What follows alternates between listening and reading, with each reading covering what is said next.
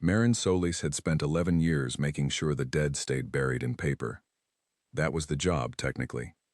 Imperial cartographer, grade 7, she updated star maps, corrected drift measurements, logged the new asteroid fields that commerce ships reported every season. She kept records. She filed them. She made sure the archive did not swallow itself. It was the kind of work that nobody noticed when it was done right, and everybody panicked about when it was done wrong. She had been good at it once. She had even been proud of it. That was before she was assigned to the Terran Quadrant files. The assignment came through on a gray Tuesday morning with no explanation and no ceremony. Just a data chip left on her desk between a cold cup of tea and a stack of border surveys from the Velith sector. Her supervisor, a thin man named Korath who had the personality of a filing cabinet, had not even looked up from his own work. New posting, he said. Quarantine zone records. Historical review. You have 6 months to compile a summary document for the Admiralty Board. Which quarantine zone? She asked. He looked up then. Just for a moment. Terran, he said. Then he went back to his work. Marin had gone very still. She had looked at the data chip sitting next to her cold tea. She had picked it up, turned it over in her fingers, set it back down. She drank the tea cold. It tasted like rust. The Terran Quadrant files lived in Sub-Basement 4 of the Imperial Archive. Most cartographers had never been below Sub-Basement 2. Sub-Basement 4 required a special access clearance that Marin had apparently been granted sometime in the last 24 hours without anyone telling her. The door was gray. The hallway beyond it was gray. The air smelled like recycled oxygen that had been breathed too many times. She found the files in a room at the end of the hall. They were not organized. That was the first thing that struck her. The only thing. For a long moment. Marin had spent her career in archives where everything had a place, and a reference number, and a proper indexing code. This room looked like someone had been trying to organize it for 400 years, and had kept giving up. Stacks of old data cores sat in no particular order next to boxes of physical documents that were slowly turning to dust. Expedition logs were filed next to supply manifests. Captains' diaries were stacked on top of tactical assessments. There were 37 folders labeled Priority Urgent from different decades, none of which appeared to have been opened. She stood in the doorway for a long time. Then she sat down and started from the beginning. The beginning, she discovered, was 412 years ago. The first expedition into what was now called the Terran Quarantine Zone had not been called an expedition at all. It had been called a survey mission, 12 ships, dispatched by the early Imperial Mapping Corps to chart the third spiral arm of the Kellan system. Routine work, the kind of thing that happened several times a year in those early days of expansion, when there was still a great deal of empty space that needed names. The 12 ships left. Their last transmission was received 31 days after departure. It was a routine navigational check-in. Course corrections logged. Systems nominal. Weather in the crew quarters apparently was good. Nothing after that. Marin read the follow-up documents. 3 rescue ships sent. No trace found. Official conclusion. Navigational catastrophe. All hands lost. The families were notified. The ships were listed as destroyed. The area was marked on maps as surveyed. Surveyed, she noted, even though the 12 ships had never sent back any survey data, and that was supposed to be the end of it. It was not the end. 6 years later, a merchant captain named Tavash reported being intercepted near the edge of the newly marked zone by a vessel that did not match any known imperial or foreign design. The vessel had not attacked him. It had pulled alongside his ship, matched his speed exactly, and transmitted a single message on an open channel. The message said, "You should not be here. Go back." Tavash had gone back. His report had been filed under anomalous encounters and largely ignored. Someone had added a small notation in red at the bottom of the page. Source reliability. Questionable. Captain Tavash has a history of exaggerated incident reports. Marin wrote down Tavash's name in her notebook. She kept reading. The second expedition had been military. 40 ships. This was 60 years after the first, in a period when the Empire was expanding fast and had very little patience for zones on its maps that contained no useful data. The admiral in charge was a woman named Castorel, decorated, experienced, well-regarded. She had taken 40 ships into the Terran zone, with orders to establish what was there, chart it properly, and return within 90 days. The last transmission from Admiral Rel's fleet came 18 days after entry into the zone. It was mid-sentence. Marin read it 3 times. The transmission log showed it cutting off at exactly the same moment the signal carrier wave disappeared. Not static. Not an explosion scrambling the signal. The signal was there, carrying a human voice in the middle of a word, and then the signal was simply not there anymore, as if someone had reached out and turned off a switch. The word she had been saying, according to the transcript, was bow. Beautiful, maybe. Or beacon. Or something else entirely. No one would ever know. Marin sat with that for a while. The hum of the archive systems around her felt very loud. The official inquiry into Admiral Rel's disappearance had lasted 3 years and concluded nothing. A second inquiry had been launched, concluded nothing faster, and been quietly shelved. The 40 ships were listed as destroyed. The families were notified. The zone was expanded on the maps. The boundary pushed out another 20 light-years in all directions, and a notation was added. Navigation hazard. Unexplained phenomenon. Avoid. The notation did not stop anyone. It never did. Third expedition. Fourth. Fifth. Marin worked through them all, building a list in her notebook, tallying the numbers. 50 ships in the third expedition. None returned. 80 in the fourth. None returned. The fifth had been the largest. 120 ships. The pride of the Imperial Third Fleet, sent in with full military escort and orders to stay in formation and make contact with whatever was responsible for the disappearances. The fifth expedition's last transmission was also mid-sentence. A different admiral, a different word. Same silence after. By the time Marin reached the sixth expedition records, something had changed in the documents. The language was different. The earlier reports had used words like catastrophe and phenomenon and hazard. The sixth expedition files used a different word, quietly, in internal memos that had probably never been meant to be read by anyone below a certain rank. The word was entity, not phenomenon, not hazard, entity. Someone in the Admiralty, 400 years ago, had started to understand that whatever was in the Terran zone was not a navigational danger or a natural disaster or an unexplained spatial anomaly. It was something that made choices. Marin wrote the word entity in her notebook and circled it twice. She took a break at what her body told her was probably lunchtime, though the clock on the archive wall said it was 2 in the afternoon. She went upstairs and ate in the staff canteen and looked out the window at the gray Imperial city below. Shuttles moved between towers. Traffic patterns were orderly and correct. Everything was exactly where it was supposed to be. The Empire, from 11 floors up, looked very permanent. She went back downstairs. The sixth expedition had sent 60 ships. 30 of them had turned back at the boundary when their navigation systems began returning impossible readings. Stars in positions that did not match any known charts. Distances that calculated as negative numbers. A sensor ping that kept returning an echo from a direction that had no astronomical body in it. The other 30 had continued in anyway, under the command of a vice admiral named Owen, who apparently had a very strong belief in his own judgment. None of the 30 that continued in had returned. The 30 that turned back had. This was new. Marin sat up straighter. This was different from everything that had come before. She read the debriefings from the captains who had turned back. They were strange. Not strange in what they said, but in what they didn't say. Every single captain, asked to describe what had made them turn around, gave an answer that was technically accurate and completely empty. Instrument failures, navigational anomalies, judgment call based on available data. Not one of them said what had actually happened. Marin could feel the absence of it in every word. She had read enough reports in her career to know when a person was describing the shape of a thing without looking at it directly.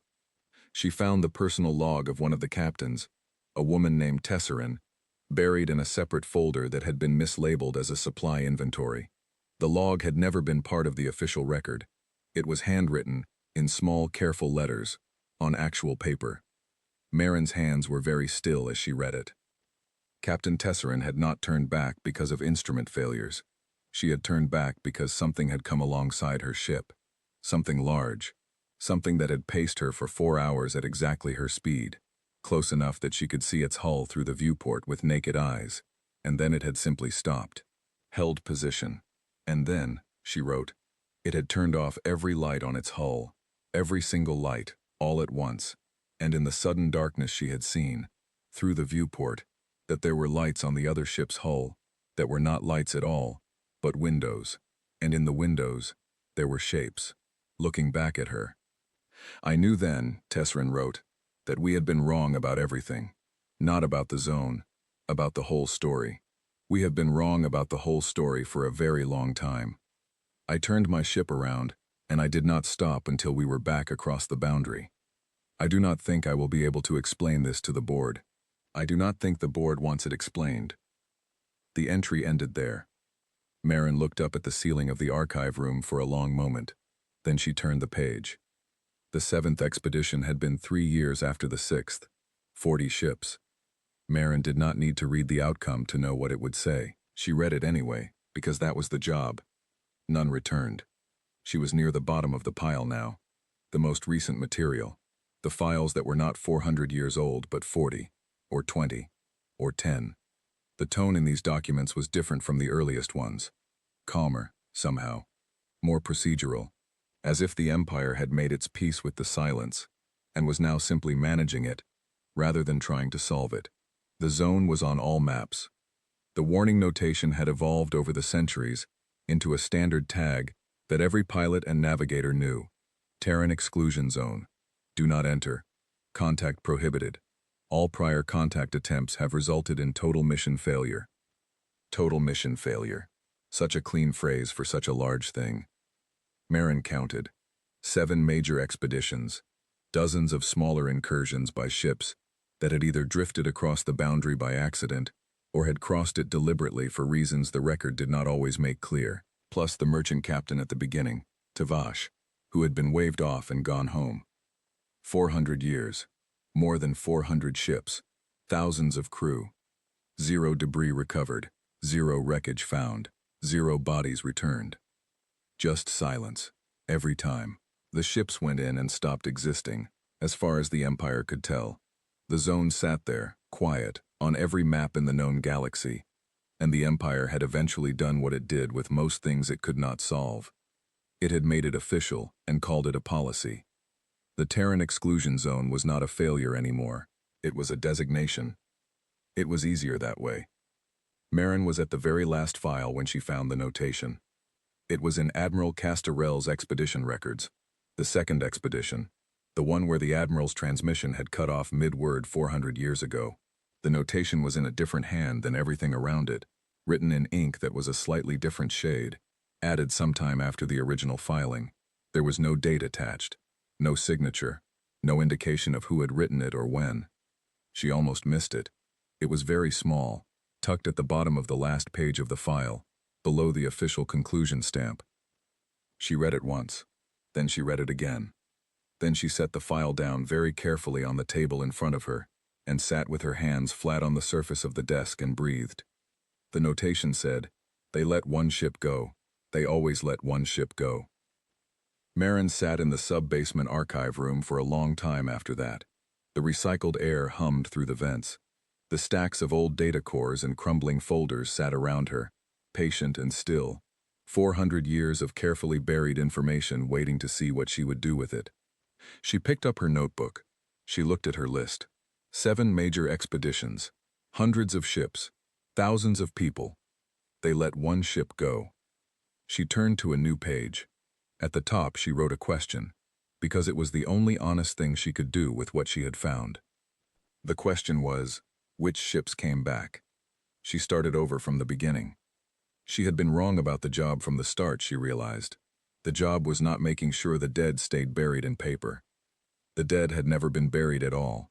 They had been filed. That was a different thing entirely. The ship that was returned. Senator Arun Dast had voted against every military initiative in his 31 years of public service. Not many of them, if he was being honest. The Empire did not bring many military initiatives to a vote that it expected to lose. But there had been a few, over the decades, small border skirmishes, blockades that went slightly past what was strictly legal, a punitive campaign against a colony world that had the misfortune of sitting on a mineral deposit someone important wanted. He had voted against all of them, not always loudly, but always clearly. He was 67 years old.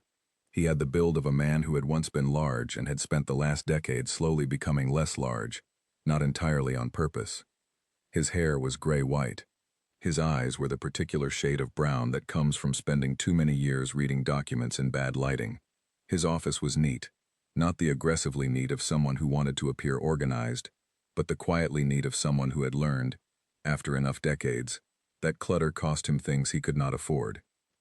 On his desk, between his communication terminal and a small framed image of a coastline on a world he no longer visited, there was a piece of paper, folded twice, yellowed at the edges. He had carried it for 21 years. He had not opened it. The Senate chamber was full when he arrived that morning. The session on the new Terran campaign had been scheduled for weeks, and everyone had come. The galleries above the main floor were packed with observers, functionaries, military advisors, representatives from the merchant guilds who stood to profit from whatever the Senate decided. The main floor itself was a crescent of seats arranged in concentric rows, each seat carrying a small embedded screen showing the current bill text, the current speaker, the current vote tally for any amendments still being debated. The current vote tally showed 92 in favor and 1 against.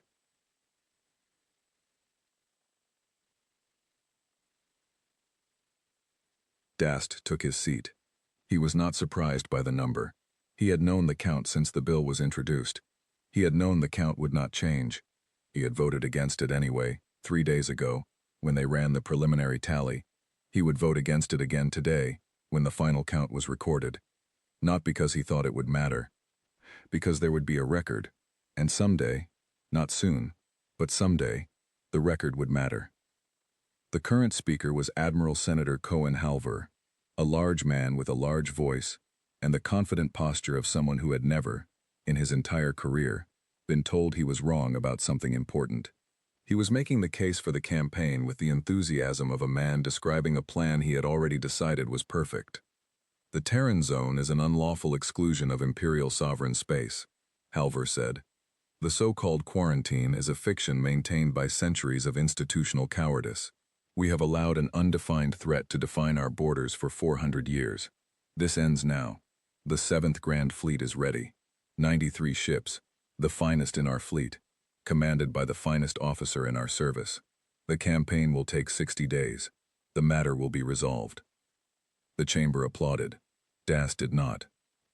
He was watching the vote screen. 92. Still 92. He wondered if Halver had counted him, whether he was a number to the man or a fact. The difference mattered, sometimes. He was thinking about 21 years ago.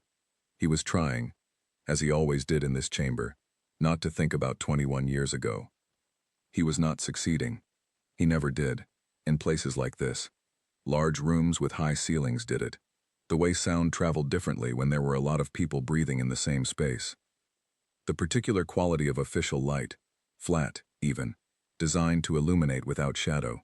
He had walked into the Senate chamber for the first time 6 months after he came back, and he had stopped in the doorway for a long time before he could make himself go inside. The second ship had been his. Not his in command. He had not been a military man, even then. He had been a junior diplomatic attaché, 26 years old, assigned to what was supposed to be a first contact observation mission.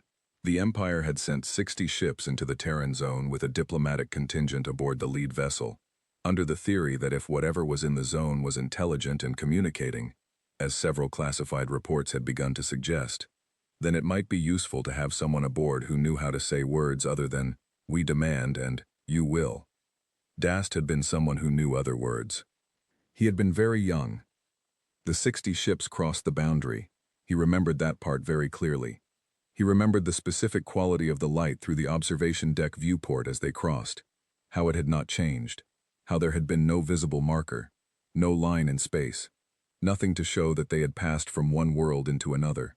Just the navigator's voice saying, "Boundary crossing in 3, 2, 1, And then silence. For 6 hours, nothing happened. The fleet moved in formation. Sensors read correctly. Stars were where stars were supposed to be. The crew ate lunch. Someone in the diplomatic contingent made a joke about how the most dangerous place in the known galaxy had very normal gravity. People laughed. Then the 60 ships became 59. Not dramatically. Not with any sound or flash or sensor alarm. One moment there were 60 ships in formation, and then the formation had a gap in it, and the ship that had been in that gap was simply not there anymore. No debris, no energy signature, just a gap, where a ship had been. The fleet kept moving. What else could it do? 59 became 53 over the next 4 hours, then 48. Dast had been in the diplomatic compartment when the alert came through, and he had gone to the observation deck and pressed his face against the viewport like a child, and watched the formation around them growing thin. The other ships were not exploding. They were not turning. They were not retreating. They were just leaving the universe, one by one, with the polite non-drama of a ship docking at a station. He remembered thinking that was the worst part. How quiet it was. 31 ships left. Then 20. Then 9. Then his ship. He had been alone on the observation deck when it happened. He did not know why no one else was there. Perhaps they had all gone to their stations, or perhaps they had found places they preferred to be afraid in. But he was alone when the last 8 ships around his disappeared in a span of 20 minutes, one by one, patient and inevitable, leaving him in a ship that was the only remaining light in a very dark part of space. And then something came alongside. It was large. He had known it was there before he could see it, because the stars on one side of the viewport simply disappeared, occluded by something vast and dark moving parallel to the ship. It paced them exactly. He could feel it more than see it. A presence, a weight. The way sound changes in a room when something very large enters it. And then it turned on its lights. They were not navigation lights.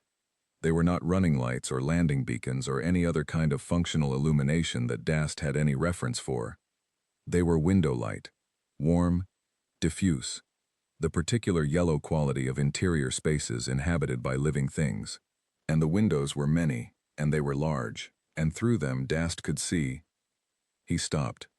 In the Senate chamber, 21 years later, he stopped.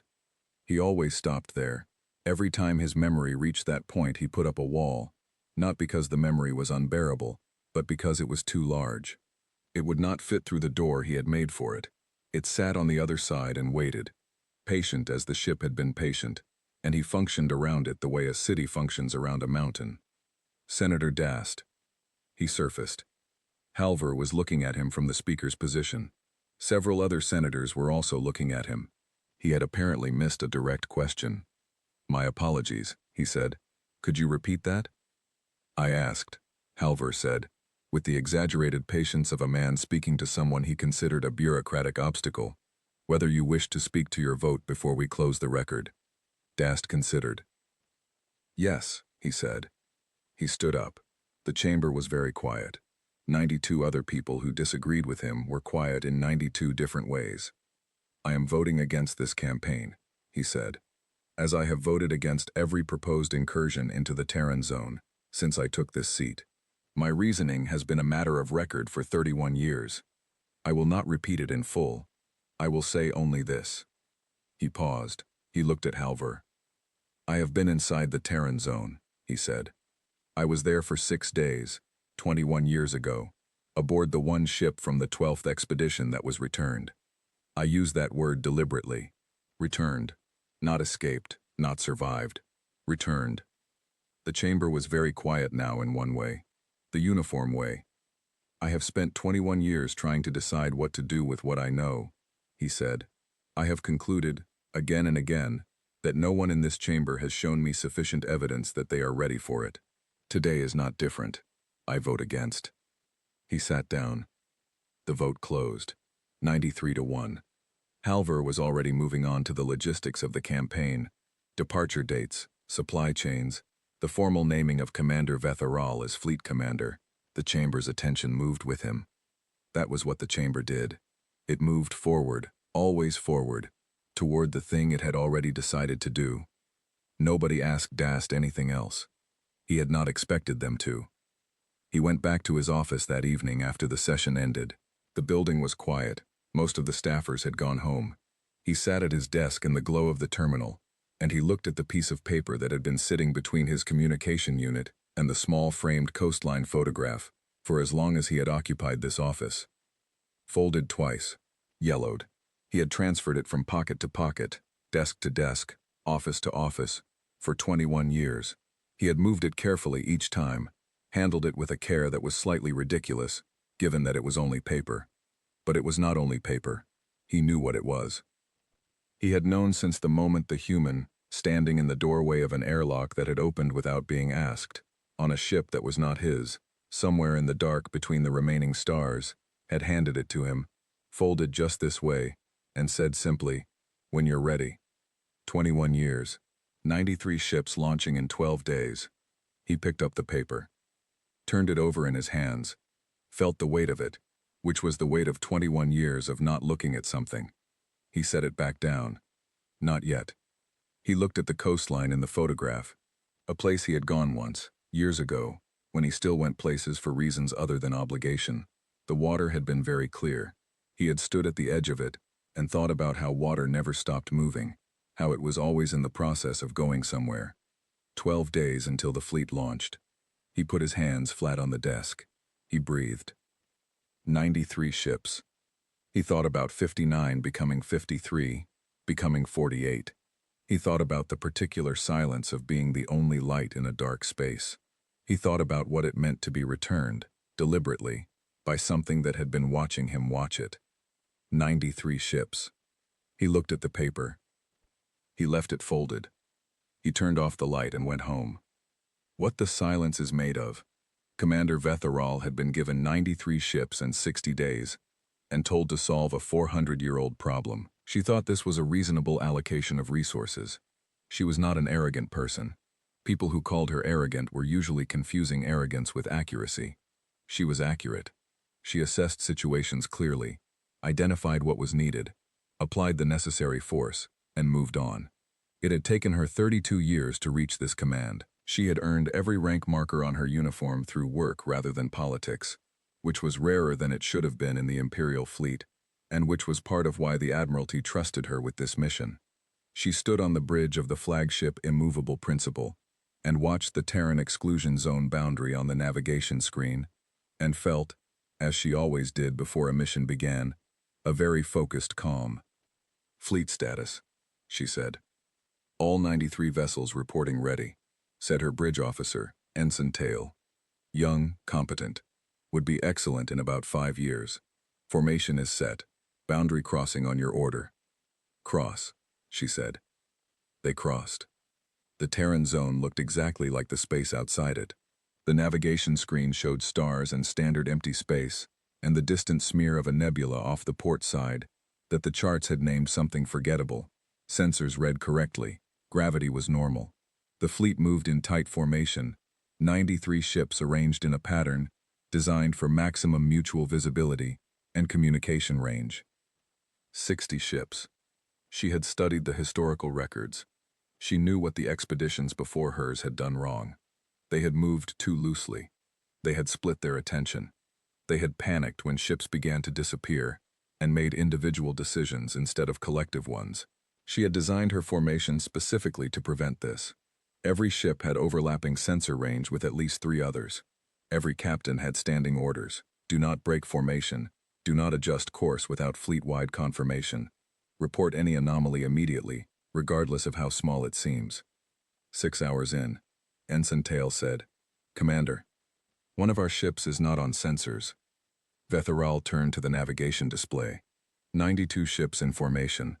The gap was on the right flank, between 2 vessels that were now adjusting spacing to cover it, as if they had always been spaced that way, as if there had never been a ship there at all. "The persistent argument," Tail said quietly, reading the identifier. "Captain Shev's vessel. No distress signal. No energy release. No debris. Confirm with adjacent ships." Confirmed. The persistent argument ceased being present on their sensors at 15:42 hours ship time. No incident observed. No warning. Absent. Vetharal looked at the gap in the formation. 92 ships.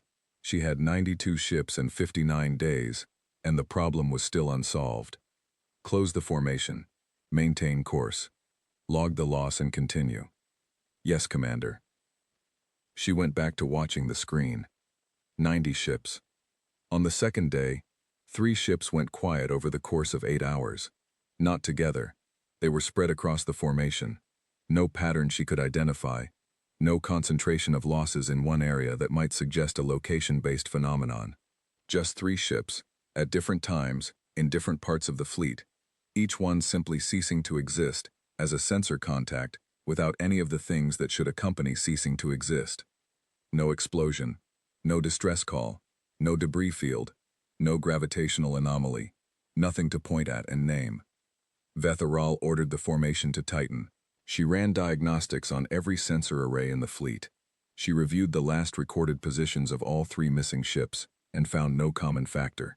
She slept for 4 hours, which was what she had budgeted for sleep, and woke up to find that 2 more ships had gone while she slept. 88. She called her senior officers together on the second evening and walked them through everything she knew, which was not very much. The ships were going. They were not being destroyed, as far as any sensor in the fleet could tell. They were not leaving. No drive signatures, no course changes. They were simply being removed from the inventory of things that existed. She had no explanation for how this was happening. She had no explanation for why. She had standing orders from the Admiralty that said to proceed, regardless of losses up to 50% of fleet strength. "Can we identify any pattern in which ships are targeted?" asked Captain Morin, a steady woman who commanded the heavy cruiser Careful Logic. "No," Vetharal said. "Any pattern in timing?" "No." "Any response to our own sensor sweeps or communication attempts?" "No." Morin was quiet for a moment. "Then we're operating blind." "We are operating with incomplete information," Vetharal said. "That is a different thing."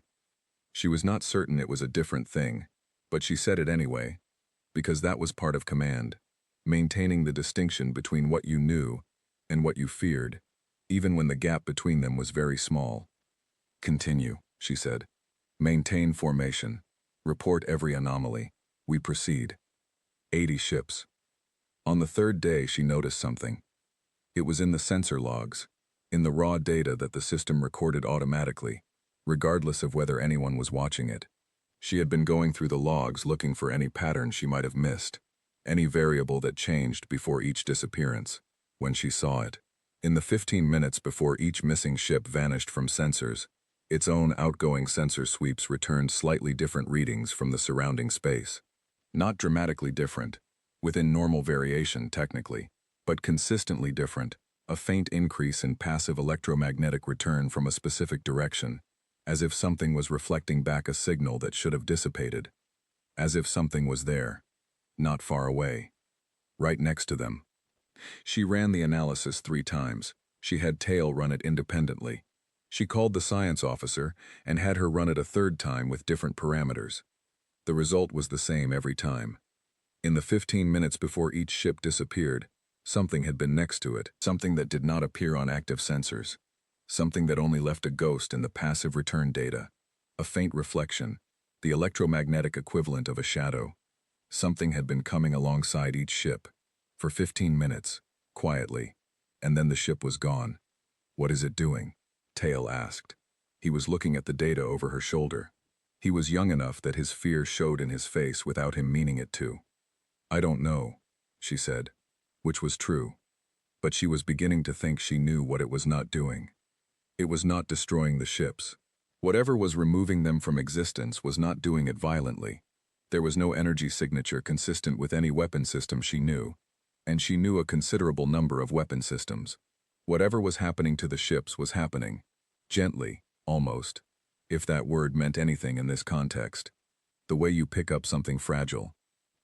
70 ships. By the 4th day, she had stopped trying to identify patterns and started simply watching. This was not a comfortable thing for her. She was a person who solved problems by finding the structure in them, and this problem had no structure she could identify, or at least none she could use. The only thing she could say for certain was that whatever was removing her ships was doing it slowly and consistently, and without any apparent response to anything the fleet did or did not do.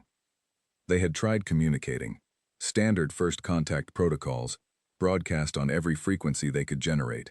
They had tried tight beam transmissions aimed at the areas where the passive sensor data suggested something might be present. They had tried silence. They had tried maneuvering. They had tried holding absolutely still. The ships kept going. 11 on the 4th day, 7 on the 5th. 60 ships, 52. On the 5th evening, Captain Morin's careful logic was in the formation, and then it was not. Vetheral had liked Morin. She made a note in her personal log, and did not dwell on it, and kept her eyes on the navigation screen. 40 ships. On the 6th day she started to understand something. Not about the mechanism, she was no closer to understanding the mechanism, but about the quality of it, about what it meant that the ships were not being destroyed. She thought about the historical record, 7 major expeditions, plus the smaller incursions. Hundreds of ships total, none destroyed, none found as debris, all simply removed from the space they had been occupying, apparently intact, and never returned to the Empire's sensor range again. She thought about what that meant. To take a ship intact rather than destroy it. To go to the considerable effort, presumably, of doing something with it rather than simply eliminating it. That was not the behavior of something that did not care. She thought about Senator Dast's words in the Senate record she had reviewed before departure. Returned. Not escaped. Not survived. Returned. The 12th expedition. 1 ship sent back deliberately.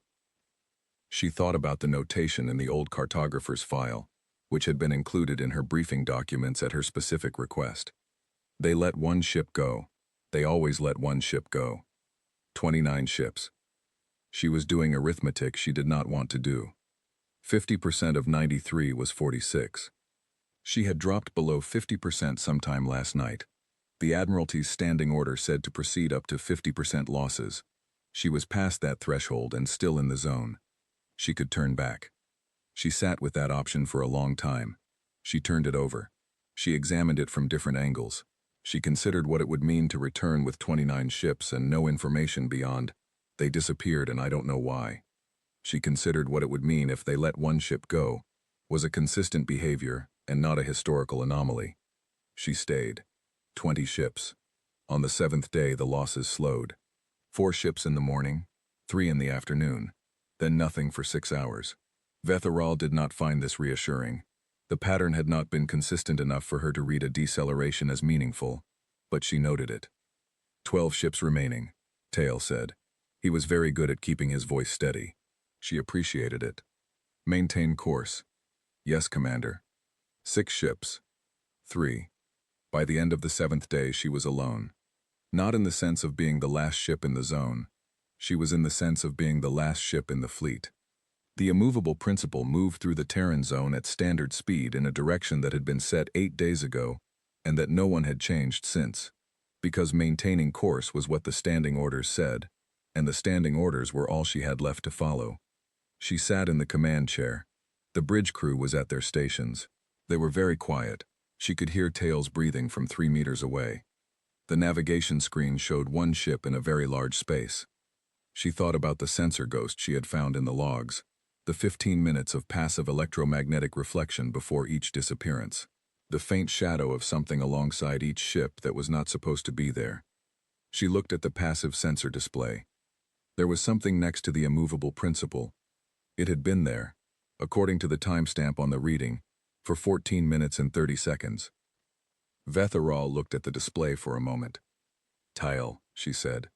"Commander. Open the forward airlock." A pause. "Commander?" "The forward airlock," she said. "Open it." She could feel the question behind his silence. Opening an airlock in open space, alone, next to something you couldn't see, was not a procedure that existed in any Imperial Fleet manual. "Open it," she said. "Please." The airlock opened. The passive sensor reading held steady at 14 minutes and 52 seconds. Then something knocked on the outer door. Tail made a very small sound. Someone else on the bridge said nothing at all, which in its own way was louder. Betharal stood up from the command chair. She straightened her uniform. She checked that the rank markers were correctly positioned, which was a reflex she could not seem to stop even when it was not the most relevant thing she could be doing. She walked toward the airlock. The silence in the Terran zone had been many things since she entered it. Ominous, unreadable, heavy. She had spent 8 days trying to understand it, trying to find the structure in it, trying to identify what kind of silence it was. Walking down the corridor toward a knock that should not exist on a door in empty space, she finally understood. It was patient silence.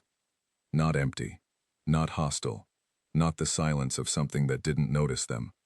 The silence of something that had been waiting for them to run out of other ideas. Life. The conversation at the edge of everything. The room on the other side of the airlock was small and warm, and smelled like something that had been recently baked and slightly burned. Betharal stepped through the inner door and stood in the threshold and took inventory. One room, low ceiling, a table, actual wood, she thought, which she had not expected, 2 chairs, a counter along one wall with a heating element and some cups, and a device she did not immediately recognize. One window, showing stars she did not recognize from this angle. One human. The human was old. This was the first thing she registered, and it surprised her more than almost anything else she had encountered in the last 8 days. The disappearing ships had surprised her.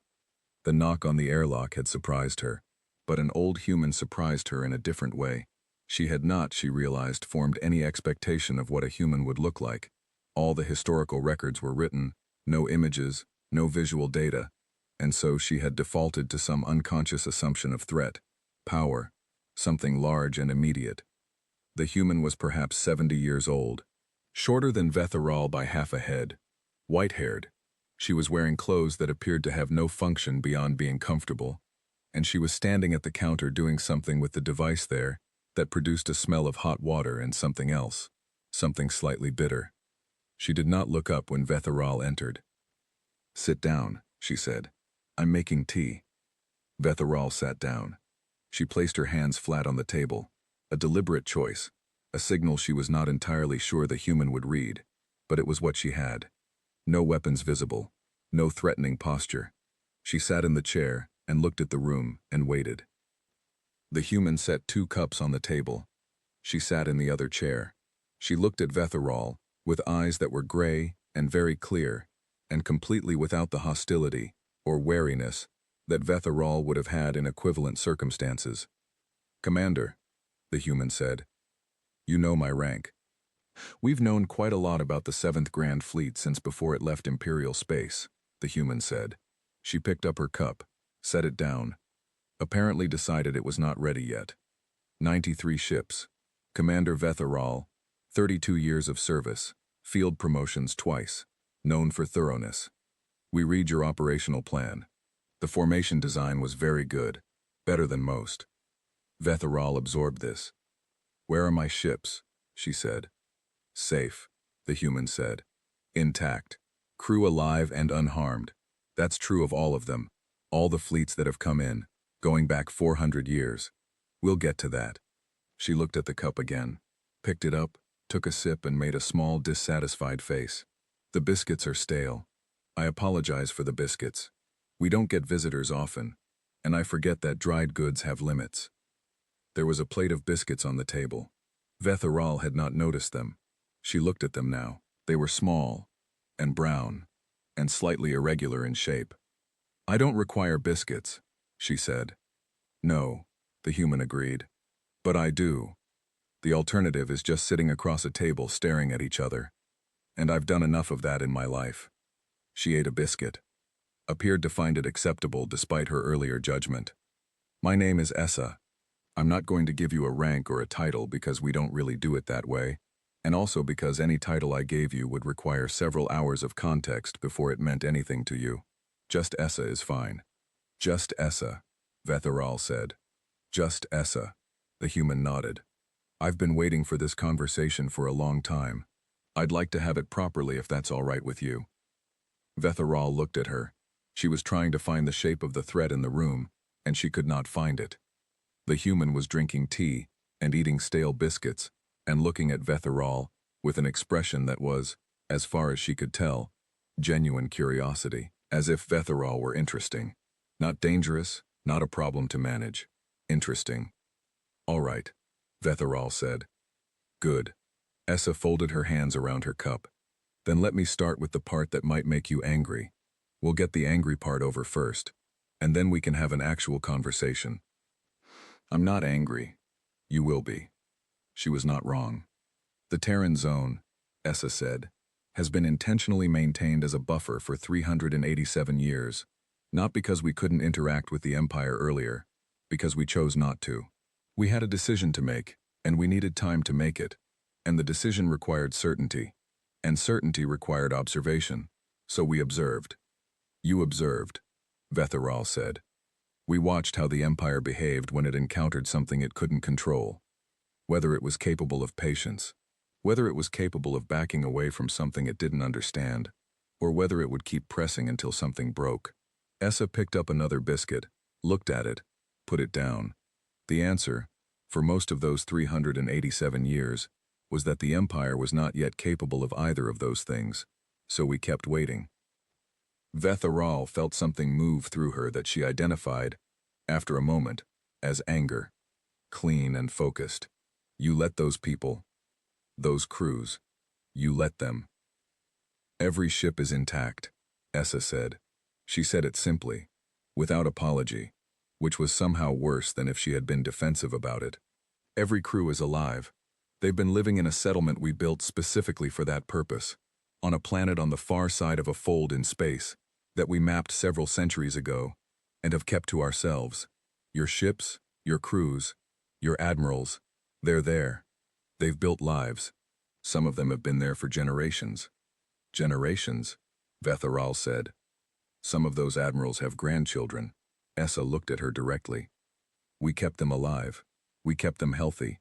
We gave them land and seeds and building materials and access to any knowledge they asked for.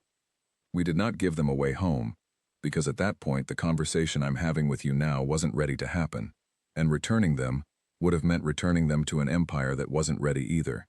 It would have been disruptive, in ways that wouldn't have served anyone. Vetheral sat with this. She sat with it for a long time. Essa did not rush her.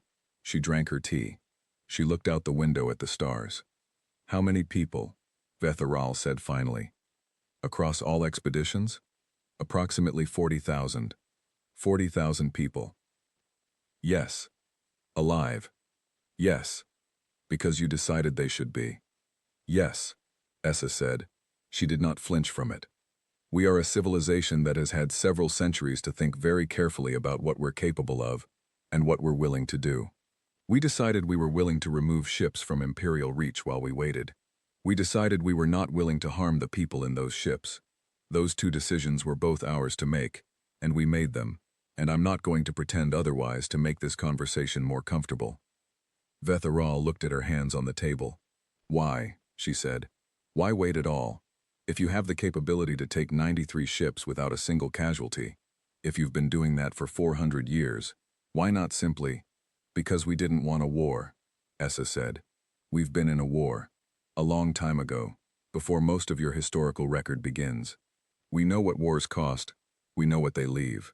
We did not want to fight the Empire. We also were not willing to simply absorb the Empire's expansion into our space and call it peace.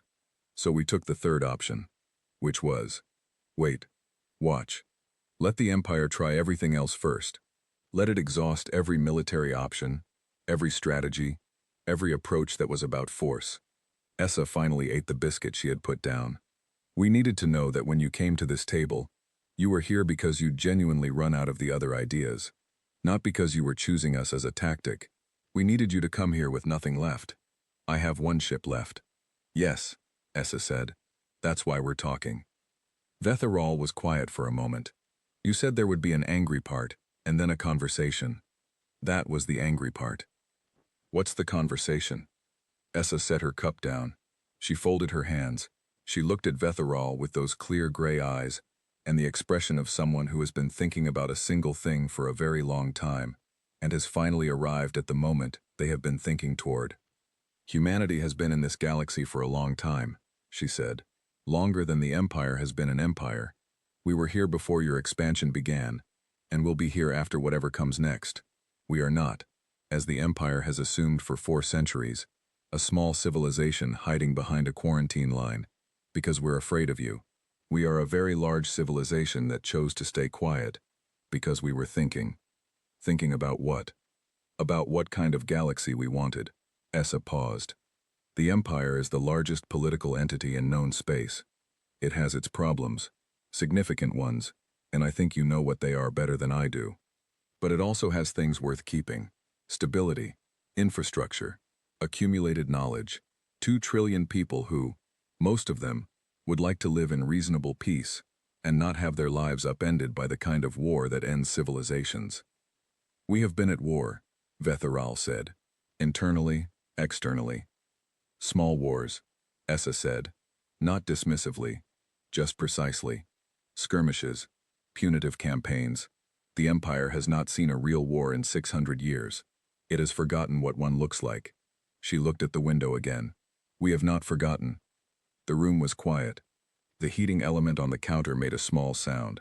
Outside, stars moved slowly past the window, which meant the room was moving, which meant the room was aboard something. Something large enough and stable enough to feel like ground. What are you asking for? Vetharal said. Membership, Essa said. The word sat in the room. That's not a word I would have expected, Vetharal said finally. No. Everyone expects ultimatums or demands or treaties. That's what 400 years of conflict framing does. It makes every conversation feel like it should end in someone surrendering. Essa shook her head. We're not interested in the Empire surrendering to us. We're not interested in conquering. We've thought about what we actually want, and what we actually want is to stop being separate, to join the Empire, to change it, Essa said, from inside, with our knowledge, our resources, our 4 centuries of thinking. The Empire has problems it doesn't have solutions for.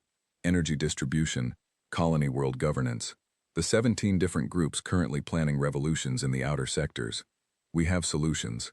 We have been developing solutions for a long time, specifically because we knew this conversation was coming, and we wanted to come to it with something useful. Vetharal sat back in the chair. She thought about 92 ships. She thought about 40,000 people alive on a planet, on the far side of a spatial fold she had not known existed. She thought about 400 years of patience, so deliberate, it had been mistaken for hostility. And if the Empire refuses? She said. Essa picked up the last biscuit from the plate. She turned it over in her fingers. She looked at it with the expression of someone thinking about something that was not the biscuit at all. Then we wait, she said. We're good at waiting. She set the biscuit down without eating it. But I'll tell you something, Commander. I've met a lot of Imperial officers over the years. Not like this. Not across a table. I've studied them. I've watched them make decisions in hard circumstances. And you, specifically, walked toward a knock on an airlock instead of away from it. You kept your ship in the zone when the orders said you could leave. You're here. She looked at Vetharal with those clear eyes. People who walk toward things instead of away from them, she said, are usually capable of carrying news back that changes what's possible. That's why you're the one in this room. That's why you're the one we let keep the ship. Vetharal looked at the table, at the empty plate, at the 2 cups, one empty and one half full. I need to take this back to the Senate, she said. Yes. They won't accept it easily. I know. Nothing worth doing is easy. But you have something the other fleet commanders never had. Essa stood up and went to the counter and began putting the cups away, with the matter-of-fact movements of someone tidying after a meal. You have the truth. All of it. The 40,000 people. The fold in space. The settlement. The solutions we've built. That's a great deal harder to dismiss than a fleet that simply disappeared. You're giving me proof. I'm giving you everything, Essa said. She turned from the counter. Data, coordinates, records, testimony from people who have been living here for generations, and who remember being taken, and who, for the most part, have complicated feelings about it, that deserve to be part of this story too. I'm not trying to control the message. I'm done controlling things. 400 years of control is enough. She looked at Vetharal. Go home, Commander. Bring the truth. See what your empire does with it. Vetharal stood up. She straightened her uniform. She looked across the small, warm room at the old human, who had been waiting 4 centuries for this particular morning, and who was now washing cups at a counter, as if the most consequential conversation in the history of 2 civilizations was something that happened before lunch. Just Essa, she said. Just Commander, Essa replied. The corner of her mouth moved slightly. Vetharal walked back through the airlock. Behind her, in the small warm room, the human looked out the window at the stars for a long moment. Then she dried her hands and went to send a message that 400 years of patience had been waiting for her to send. The warning that was always retroactive. The transmission arrived at the Imperial Communication Hub at 6:43 in the morning, on a day that had been, until that moment, completely unremarkable. The duty officer who received it was named Pelsh, and he was on the last 2 hours of a night shift, and his first instinct when the alert came through was to assume it was a test. They ran tests sometimes. Security exercises. Security exercises. He had failed one 3 years ago by not following the priority protocol correctly, and he had followed protocol exactly ever since. He followed protocol now.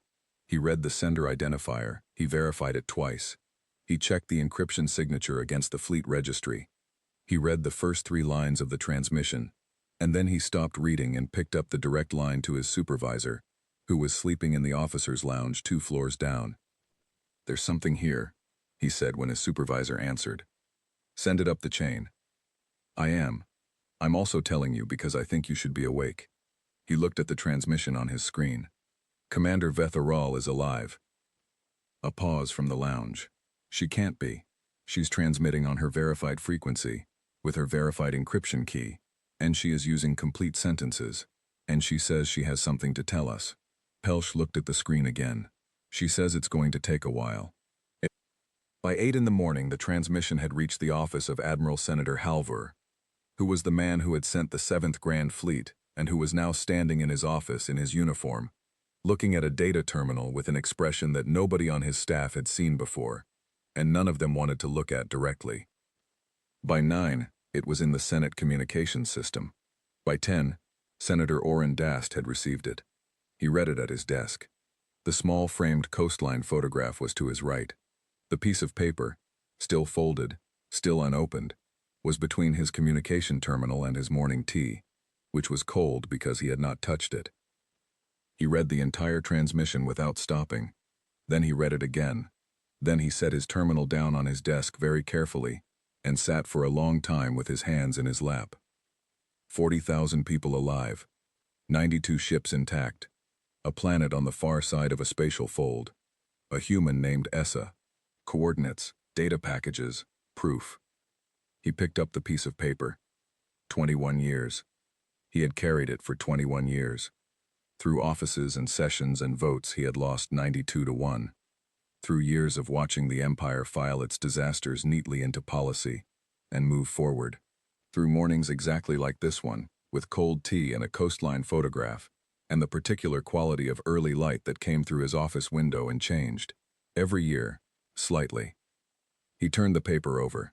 The fold held its shape perfectly. It had been folded by someone who knew how to fold things so they would last. He opened it. The handwriting was small and precise. He recognized it as the same quality of attention as everything else about those 6 days. Careful, deliberate, nothing wasted. The message was not long. He read it. He sat with it. He looked out the window at the imperial city below his office, which was doing what it always did, moving, managing itself, conducting the ordinary business of 2 trillion people spread across hundreds of worlds, most of whom had never thought about the Terran zone and had no reason to. Not for long. He folded the paper back exactly as it had been folded, set it down, picked up his cold tea and drank it, because he had a session in an hour and a half and he needed to be awake for it. Across the city, in the archive building on the administrative side of the government quarter, Marin Solis was in her office on the 11th floor, reading the same transmission that was currently spreading through every channel in the Empire, like heat, moving through a metal plate. Slow at the edges, fast at the center, impossible to stop once it started. She had finished her summary document for the Admiralty Board 6 weeks ago. 17 pages. A careful, methodical account of 400 years of silence, organized by expedition, annotated with everything she had found in the sub-basement files. The document had been received, acknowledged, and filed. She had not heard anything further about it. She had gone back to updating star maps. Now she was looking at a transmission from a woman she did not know, who had gone into the zone with 93 ships and come back with one, and who had been inside that zone for 11 days, and who was sending back data packages that were currently generating about 15 separate urgent alerts from different offices across the Imperial government. Marin pulled up the data packages. She started reading. She had been trained to read documents carefully. She had spent her career learning the difference between what a document said and what it meant, the difference between an official conclusion and what the evidence actually showed. She read Vetheral's transmission and the attached data with all of that training running at full capacity, and what she found was this. The notation in Admiral Rel's file, "They let one ship go, they always let one ship go," had not been written by an Imperial official. The handwriting, compared to the samples in Vetheral's data packages, matched the communication logs from the human settlement.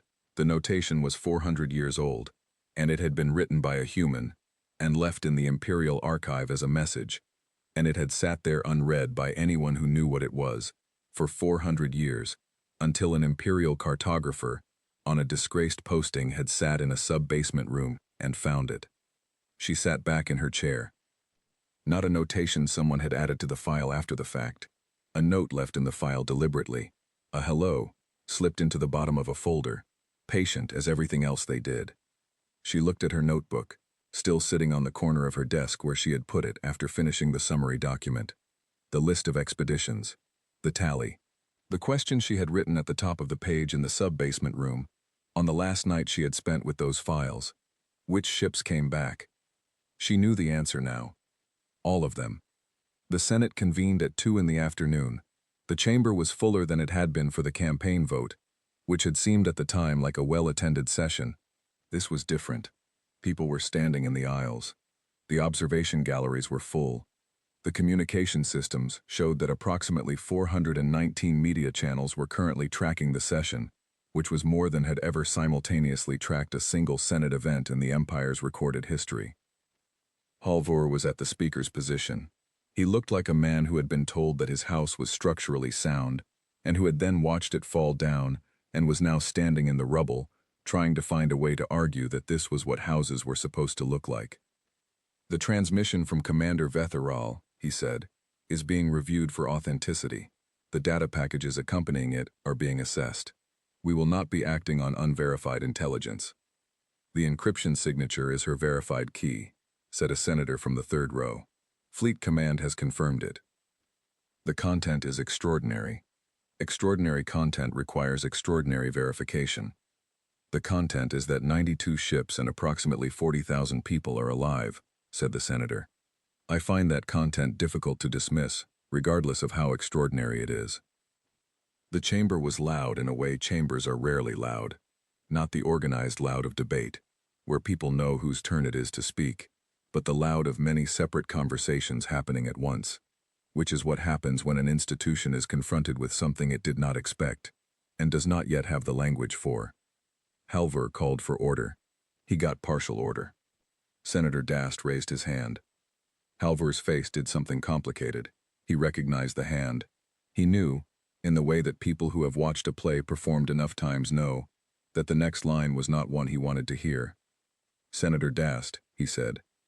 Dast stood up. He was 67 years old, and had been in this chamber for 31 years, and had voted against the thing that had produced this moment.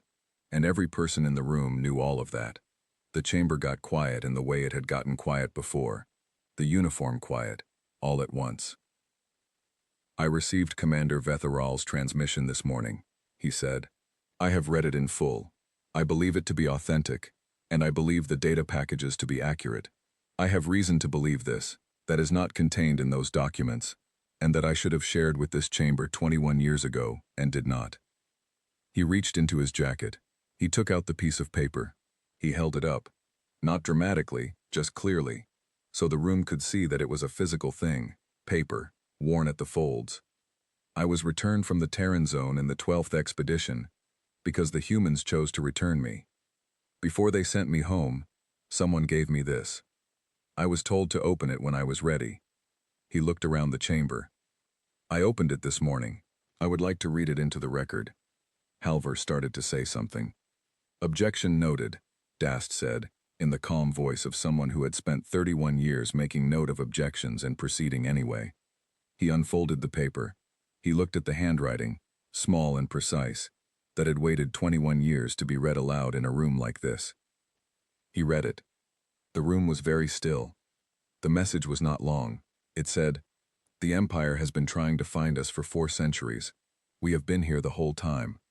When you are ready to talk instead of fight, send one ship and wait. We will find you. We always have." That was all. The chamber did not applaud. It did not erupt.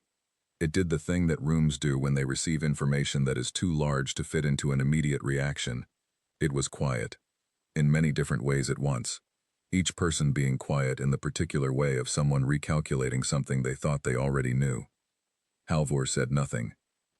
Outside the Senate chamber, in the administrative quarter and the merchant quarter and the residential blocks and the transit hubs and the thousands of ordinary places where ordinary people were going about the business of their day, the transmission from Commander Vetharal was spreading.